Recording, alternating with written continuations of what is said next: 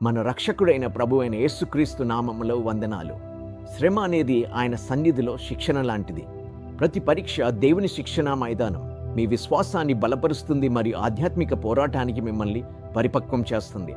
కీర్తన 119వ అధ్యాయం 71వ వచనం ప్రకారం శ్రమ పడటం మంచిది, ఎందుకంటే అది మీకు ఆయన సూత్రాలను మరియు పద్ధతులను బోధిస్తుంది. దైవ ప్రత్యక్షత లేకుండా ఊహాగానాలు మరియు పోలికలు దేవుడు ఉద్దేశించిన ఫలితాన్ని చూడకుండా నిన్ను అంధుణ్ణి చేయవచ్చు.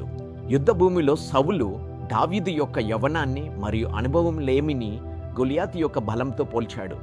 కీర్తనలు గ్రంథం 8:2వ వచనం మనకు చెబుతుంది, దేవుడు శిష్యుల స్తుతుల ద్వారా బలాన్ని స్థాపించి శత్రువును మౌనంగా చేస్తాడు. కాబట్టి నీకు కలిగే ఫలితంపై యేసుక్రీస్తు నామంలో ధైర్యంగా ప్రకటించు. నీ శత్రువులతో నిన్ను పోల్చుకోకు.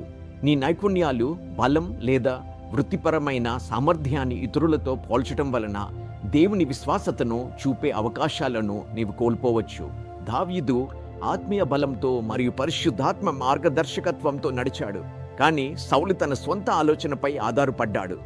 ఒక సంక్షోభం తలుపు తట్టినప్పుడల్లా దేవుడు మిమ్మల్ని తనకు దగ్గరవ్వమని మరియు శిక్షణ కోసం సిద్ధం చేయడానికి మిమ్మల్ని పిలుస్తున్నాడని గుర్తుంచుకోండి. తద్వారా అతను మిమ్మల్ని పైకి లేపగలడు.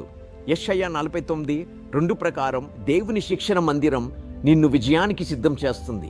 ఆయన నీ నోటిని పదునైన ఖడ్గంలా చేసి నిన్ను మెరుగైన బాణంలా తయారు చేసి నీ రక్షకుడిగా నిలుస్తాడు.